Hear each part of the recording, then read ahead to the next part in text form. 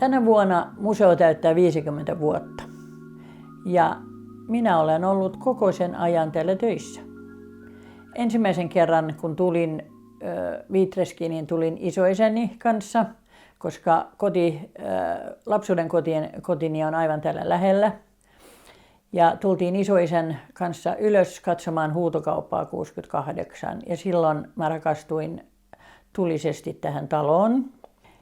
Ja sen jälkeen Viitresk on ollut mun sydämen talo ja on edelleen. Ja 15-vuotiaana niin tulin hakemaan kesätöitä ja kävelin sisään ja sanoin, että onko teillä jotain töitä. Ja minulle iskettiin harava käteen ja sitten haravoin täällä pihaa. Ja olin välillä kiireapulaisena kahvilassa ja semmoista, mitä nyt 15-vuotias voi tehdä. Se oli kesäkuussa 1971. Ja sitten elokuussa 1971 äitini tuli tänne museon hoitajaksi tai johtajaksi. Ja silloin äiti kysyi, että haluatko tulla viikonloppuisin tänne myymään lippuja, kun kävin siis koulua vielä. Ja sitten tulin kesätöihin ja aloitin opastamisen.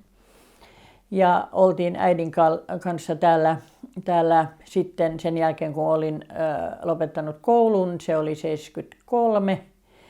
Ja kävin kaiken näköisiä koulutuksia, mutta Viitresk on se mun kaikkein tärkein korkeakoulu ja koulu.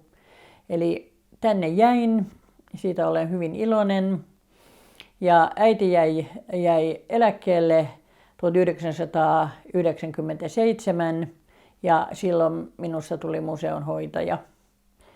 Ja olin täällä museonhoitajana siihen saakka, kunnes meille tuli organisaatiomuutos museovirastolla ja sitten siirryin Kansallismuseolle koordinaattoriksi, mutta onneksi saan käydä täällä Viitreskissä usein ja olen toiminut Viitresk-asiantuntijana, koska olin täällä yli 40 vuotta ja silloin olen oppinut hyvin paljon ja tavannut erittäin mielenkiintoisia ihmisiä ja minulle on kertonut ihmiset hyvin paljon semmoista, mitä ei voi lukea mistään.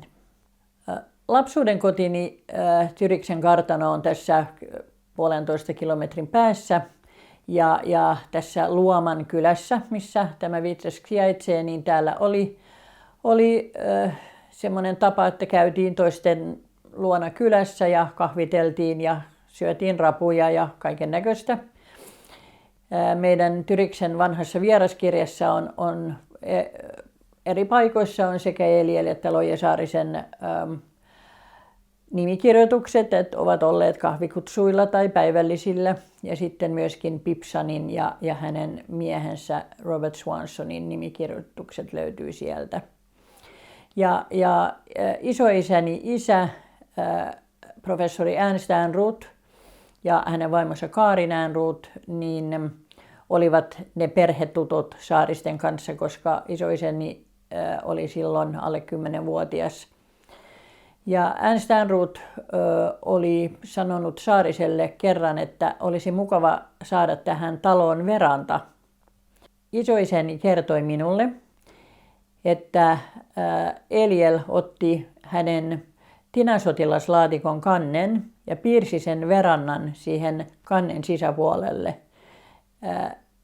sen Tyriksen verannan. Ja isoisä oli siitä kovin pahoillaan, koska arkkitehti sotki hänen laatikkoaan, mutta tänä päivänä se olisi aikamoinen aarre, jos se olisi jäljellä, mutta nyt sitä ei enää valitettavasti ole.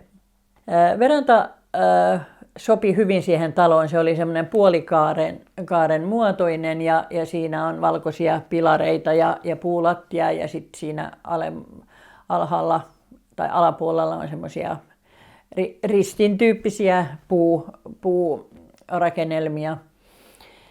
Ja siinä verannalla syötiin kesäisin aina lounas ja aamukahvit juotiin. Ja minun oma huone oli verannan yläpuolella. Eli sitten teininä, kun vanhemmat luulivat, että olen nukkumassa, niin minäpä karkasin verannan kautta alas. Siinä oli semmoinen avoparveke tai kuulu siihen verantaan siinä alla, että siitä pääsi hyvin siirtymään sitten alas ja sitten lähdin johonkin rientoihin ja palasin sitten samaa kautta melkein takaisin. No, arkkitehtuuri on kyllä mun ehdottomasti rakkain harrastus ja intohimoni. Ja tietysti tämän talon myötä niin se on kansallisromantiikka, Jugend, Art Nouveau. Ja sitten pidän erittäin paljon tietysti näistä 3 arkkitehdeistä ja muistakin suomalaisista, mutta sitten amerikkalaisesta Frank Lloyd Wrightista, joka oli Saarisen ystävä Amerikassa, ja sitten erityisesti pidän myöskin Antonio Gaudin arkkitehtuurista, mitä näkee Barcelonassa esimerkiksi hyvin paljon, että siellä olen käynyt monta kertaa ja nyt olen nähnyt kyllä kaikki mahdolliset Gaudi-talot ja puistot, mitkä on yleisölle avoinna.